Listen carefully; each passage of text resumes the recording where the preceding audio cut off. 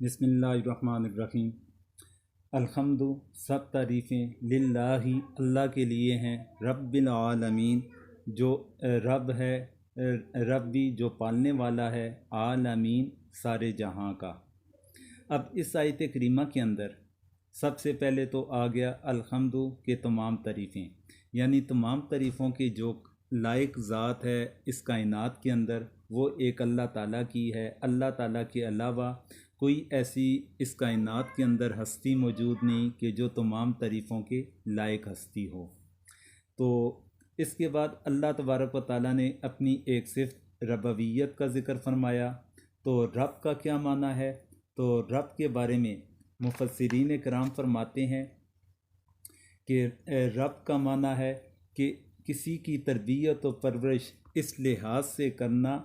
कि उसके जितने भी मसाले हैं, यानी उसकी जो मसलहत, उसके लिए जो बेहतर चीज़ें हैं, उन चीज़ों की रियायत करते हुए उसे दर्जा बदर्जा आगे बढ़ाया जाए, यहाँ तक कि वो हद कमाल को पहुँच जाए। यानी कि कमाल तक पहुँचा देना और हर किस्म की उसकी मसलहत की रियायत करते हुए उसे पाया तकमील तक पहुँचा देना, ये माना बनेगा, ये तफसीर बनेगी रब्बवियत की। और आलमीन, ये आलम की जमा है, लाम के ऊपर ज़बर है यानी लाम मंसूब है। तो अगर लाम मकसूर हो यानी कि लाम के नीचे अगर ज़ेर आ जाए तो फिर उस सूरत के अंदर ये इल्म के माने के अंदर आएगा, जानने के माने के अंदर आएगा। जबकि यहाँ पर लाम मफ्तू है तो लाम के ऊपर ज़बर है, तो ये जहाँ के माने के अंदर इसे लिया जाएगा। अब जहान से क्या मुराद है कि यहाँ पर अल्लाह तबारक व तआला ने जमा का लफ्ज़ इस्तेमाल फरमाया आलमीन, तो ये आलम की जमा हुई। तो इससे मुराद मुफस्सिरीन कराम फरमाते हैं कि इस कायनात के अंदर मुख्तलिफ़ आलम हैं कि जिस तरह फ़रिश्तों का आलम इलादा है, उनका जहाँ इलादा बनेगा, जन्नात का इलादा बनेगा, इंसानों का इलादा बनेगा। ये मुख्तलिफ़ जो अल्लाह तबारक व तआला की मखलूक़ात हैं, तो हर मखलूक का एक इलादा जहाँ है। तो यहाँ पर इसलिए अल्लाह तबारक व तआला ने जहाँ का लफ्ज़ ज़िक्र इस्तेमाल फरमाया। हज़रत अबू सईद खुदरी रज़ी अल्लाह तआला अन्हु से मनकूल है, वो फरमाते हैं कि इस के 40,000 ये आलम की तादाद है। फिर साथ में ज़िक्र फरमाया कि दुनिया जो मशरक़ से मग़रब के दरमियान है, ये एक आलम है। तो इस तरह अल्लाह तबारक व तआला ने 40,000 आलम पैदा फरमाए इस कायनात के अंदर। तो इस तरह एक कौल हज़रत मकातिल जो इमाम तफसीर भी हैं, उनसे एक कौल मनकूल है, वो फरमाते हैं कि 80,000 आलिम की तादाद है। यानी ये मुख्तलिफ़ अक़वाल मिलते हैं। तो इस लिहाज से देखा जाए तो अल्लाह तबारक व तआला की नज़र, अल्लाह तबारक व तआला की तरबियत या अल्लाह ताला की जो परवरिश है वो सिर्फ़ इंसान के लिए नहीं बल्कि तमाम जहानों के अंदर जितने भी अफराद हैं, हाँ वो जानदार हैं या बेजान हैं या किसी भी हैसियत के अंदर हैं, तमाम चीज़ों की जो परवरिश है वो अल्लाह तबारक व तआला ने अपने सर पर उठा रखी। और उस लिहाज से अल्लाह तबारक व तआला इस कायनात के अंदर तमाम चीज़ों का रब हुआ, तमाम जहानों का अल्लाह तबारक व तआला रब हुआ। अब रब के बारे में एक मसले की वजाहत करता चलूँ कि रब अल्लाह तबारक व तआला के साथ ख़ास है। अल्लाह तबारक व तआला के अलावा अकेला लफ्ज़ रब का इस्तेमाल करना शरई लिहाज से जायज़ नहीं बनता। लेकिन इसके अंदर ये मज़ीद वजाहत मुफस्सिरीन कराम और फ़ुक़हा कराम ये फरमाते हैं कि अगर रब की किसी के साथ निस्बत करते हुए लफ्ज़ इस्तेमाल किया जाए तो उस सूरत के अंदर इसकी गुंजाइश मौजूद है। जिस तरह रब्बुल बैती का लफ्ज़ इस्तेमाल कर लिया या रब्बिल माल का कह दिया जाए तो उस सूरत के अंदर इसके अंदर गुंजाइश मौजूद है। फिर इसके बाद आगे अल्लाह तबारक व तआला ने ज़िक्र फरमाया अपनी अगली आयत करीमा के अंदर कि अर्रहमानिर रहीम, दो सिफ़ात के बारे में ज़िक्र फरमाया। तो इन दो सिफ़ात के बारे में बिस्मिल्लाह की तशरीह के अंदर पिछले लेक्चर के अंदर आप हज़रात के सामने मैंने तफसील के साथ ज़िक्र कर लिया था, इसलिए यहाँ पर सिर्फ़ इसके माने के ऊपर ही हम इक्तफ़ा करते हैं कि अर्रहमान बेहद मेहरबान, अर्रहीम नहायत रहम करने वाला। फिर तीसरी आयत करीमा मालिकी यौमिद्दीन, मालिकी मालिक है, यौमिद्दीन रोज़े जज़ा का। अब अल्लाह तबारक व ताला अपनी जो सिफ़ बयान फरमाते हैं कि अल्लाह तबारक व ताला की जो हैसियत है, वो ज़ात है, वो यौम जज़ा का मालिक है। अब यहाँ पर मलकियत के हवाले से पहली बात कि मलकियत इस कायनात की सिर्फ यौम जज़ा के दिन अल्लाह तबारक व ताला के हाथ में ना होगी, बल्कि ये जब से कायनात वजूद के अंदर आई, अल्लाह तबारक व ताला ने इस कायनात को बनाया, तो उस वक्त से लेकर जब तक ये कायनात बरकरार रहेगी, जब तक अल्लाह तबारक व ताला को मकसूद होगा, उस वक्त तक इन तमाम चीज़ों की मलकियत अल्लाह ताला के हाथ के अंदर है। अल्लाह तबारक व ताला इस कायनात को अपनी इसी हैसियत के अंदर बरकरार रखना चाहें तो बरकरार रख सकते हैं, इस कायनात को तब्दील करना चाहें तब्दील कर सकते हैं। अल्लाह तबारक व ताला के दायरा इख्तियार के अंदर ये तमाम चीज़ें आ जाती हैं। फिर यहाँ पर अल्लाह तबारक व ताला ने यौम जज़ा के बारे में किस वजह से ज़िक्र फरमाया कि वो हस्ती कि यौम जज़ा के दिन मालिक होगी। तो इस पर मुफस्सिरीन कराम फरमाते हैं कि दुनिया के अंदर अल्लाह तबारक व ताला ने आर्जी तौर पर इंसान के इख्तियार के अंदर भी बास चीज़ों की मलकियत अता कर रखी है। जिस तरह कोई जायदाद का मालिक है, कोई कोठी बंगले का मालिक है, कोई माल और दौलत का मालिक हो गया, लेकिन उनकी मलकियत के अंदर ये चीज़ें आर्जी हैं। तो अल्लाह तबारक व ताला ने इस आयत करीमा के अंदर ये इशारा फरमा दिया कि यौम जज़ा के दिन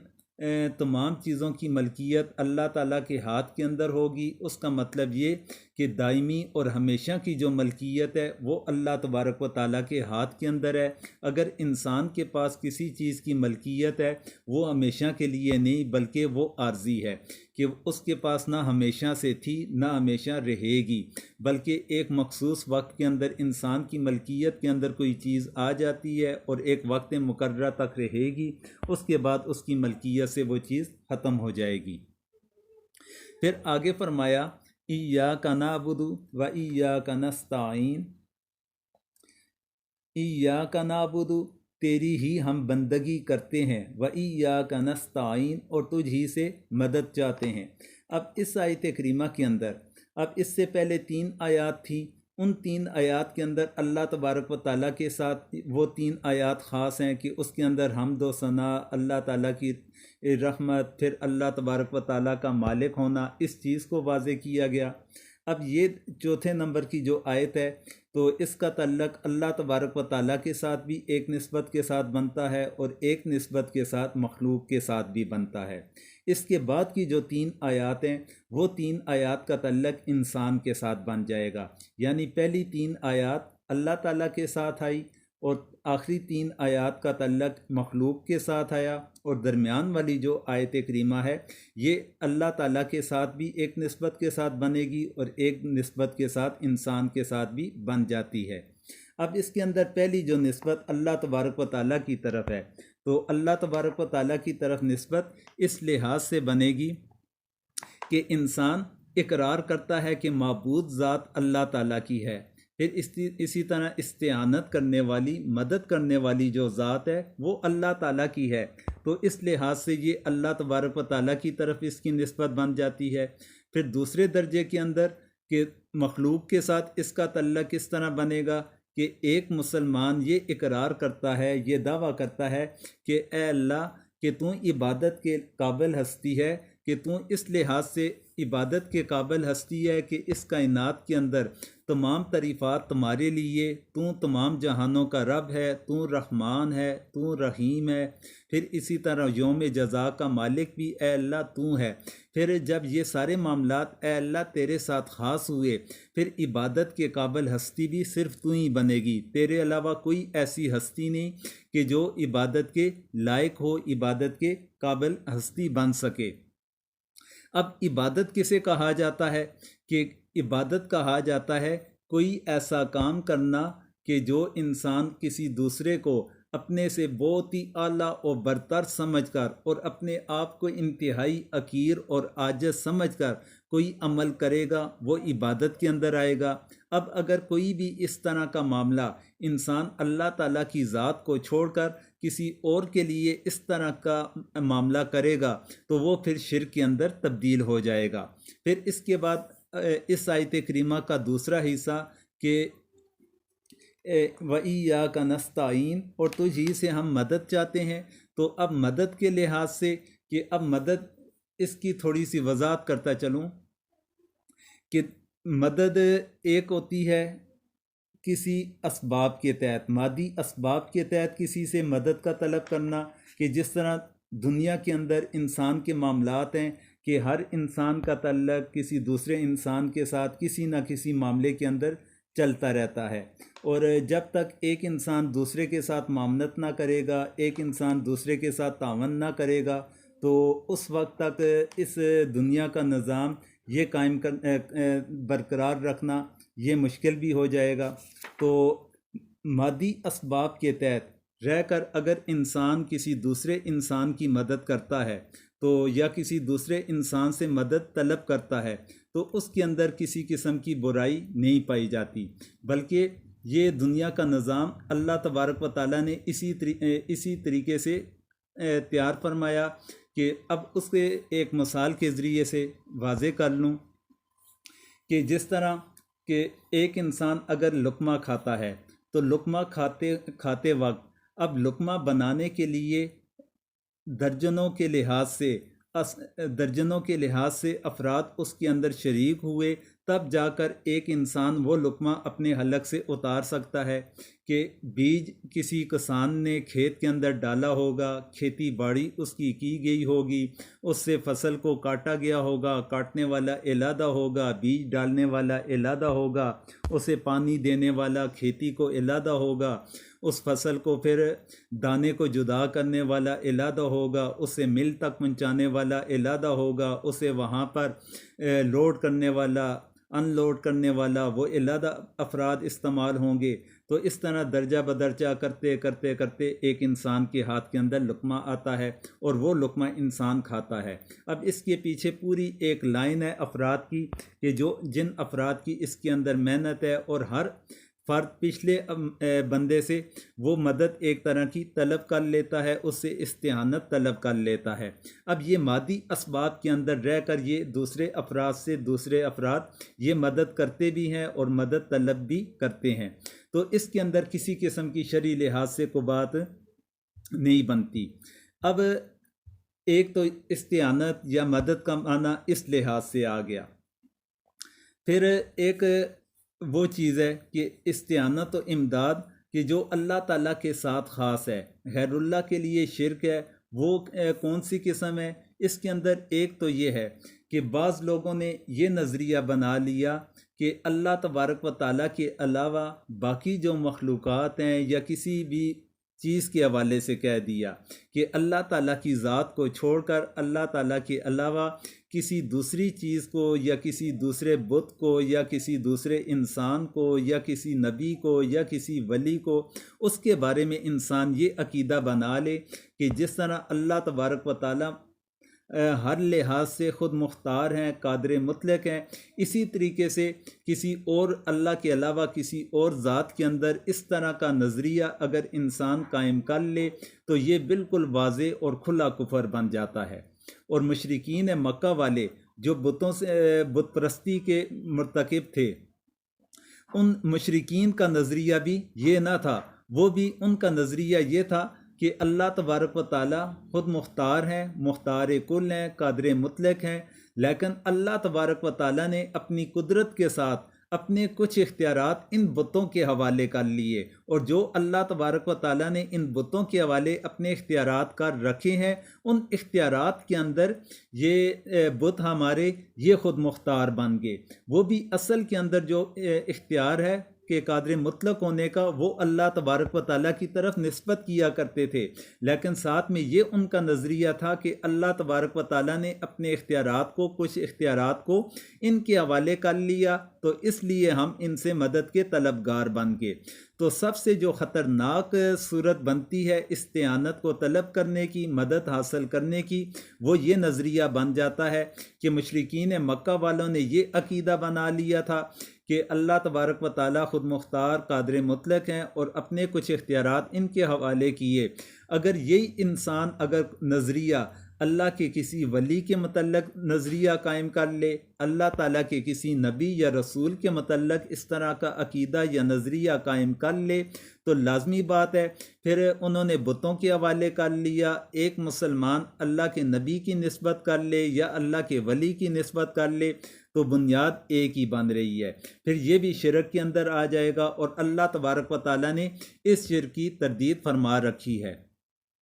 तो इसलिए इस मकाम के ऊपर हद से ज़्यादा एहतियात करने की एक मुसलमान के लिए, एक इंसान के लिए ज़रूरत है कि अल्लाह तबारक व तआला को ख़ुद मुख्तार समझे। अल्लाह तबारक व तआला के अलावा इस कायनात के अंदर कोई ऐसी हस्ती नहीं कि जो ख़ुद मुख्तार हो या कादिर मुतलक ज़ात हो। तो फिर इसके बाद जाते हैं अगली आयत करीमा की तरफ। इहदिना सिरातल मुस्तकीम, इहदिना बतला हमको सिराता रास्ता मुस्तकीम सीधा। अल्लाह तबारक व तआला से फिर इंसान इस चीज़ का तलबगार है कि ए अल्लाह तू हमें सीधा रास्ता दिखा दे, तो सीधे रास्ते को तलब इंसान करता है। तो अब ये 3 आयात करीमा इंसान के मतलब हैं और इसके अंदर ये दुआया कलिमात भी हैं। फिर सीधा रास्ता कौन सा रास्ता है उसकी वज़ाहत मज़ीद अगली आयत करीमा के अंदर अल्लाह ताला ने ख़ुद ही फरमा दी। सिरात अल्लज़ीना अनअमता अलैहिम, सिराता रा अल्लज़ीना उन लोगों की, अनअमता अलैहिम जिन पर तूने अपना फजल फरमाया। अल्लाह तबारक व तआला ने अपने बाज़ अफराद के ऊपर फजल भी फरमा रखा है, तो उन के बारे में अल्लाह तबारक व तआला ने यहाँ पर इशारा फरमाया कि आप ये दुआ करें कि अल्लाह तबारक व तआला ने जिनके ऊपर इनाम कर रखा है तो उन लोगों का हमें रास्ता दिखा। अब उन लोगों के अंदर कौन से अफराद मौजूद हैं कि जिनके ऊपर अल्लाह तबारक व तआला ने इनाम फरमा रखा है, उसके मतलब अल्लाह तबारक व तआला कुरान मजीद ही के अंदर एक और मकाम के ऊपर ज़िक्र फरमाते हैं कि जिसका मफ़हूम ये है कि अम्बिया के बारे में अल्लाह तबारक व तआला ने ज़िक्र फरमाया। अम्बिया के साथ साथ अल्लाह तबारक व तआला ने सिद्दीकीन का ज़िक्र फरमाया, शुहदा का ज़िक्र फरमाया और सालिहीन के बारे में ज़िक्र फरमाया कि अल्लाह तबारक व तआला ने अपना उन अफराद के ऊपर खुसूसी तौर पर इनाम फरमा रखा है। यानी इस आयत करीमा की तफसीर वो आयत करीमा बन जाती है कि जिनके बारे में ज़िक्र किया गया कि अल्लाह तबारक व तआला का इनाम किन लोगों के ऊपर है। फिर इसके बाद अगली आयत करीमा, आखिरी 6ठी आयत करीमा के अंदर अल्लाह तबारक व तआला ज़िक्र फरमाते हैं आखिरी आयत करीमा के अंदर के गैरिल मग़ज़ूबी अलैहिम वलज़्ज़ालिन, के जिन पर तेरा गुस्सा हुआ और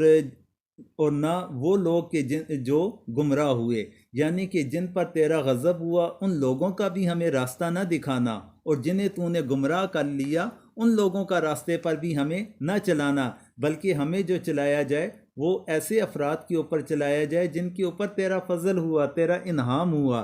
अब यहाँ पर 2 अल्फाज का इस्तेमाल किया गया, एक मग़ज़ूब है और दूसरा ज़ालिन है। तो अब इसके मतलब मग़ज़ूब किसे कहा गया, तो इस पर मुफ़स्सिरीन इकराम फरमाते हैं कि मग़ज़ूब से मुराद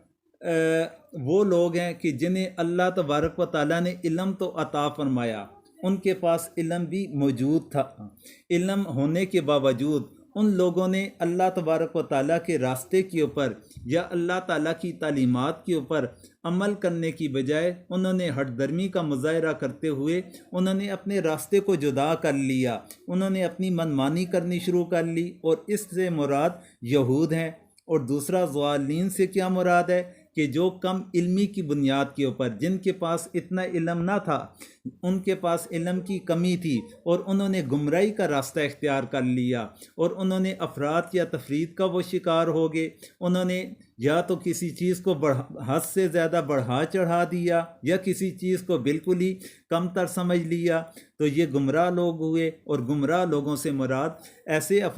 गुमराह लोगों से मुराद यहाँ पर जो इशारा दिया गया वो ईसाइयों के मुतल्लक बनता है। तो ये सूरत फातिहा की का तर्जुमा और उसके साथ साथ उसकी मुख्तसर तौर पर तफसीर जो अहमियत की हामिल थी आप हज़रात के सामने मैंने ज़िक्र की। अगर इसके मतलब किसी का कोई भी सवाल हो वो आज़ादी के साथ कर सकते हैं।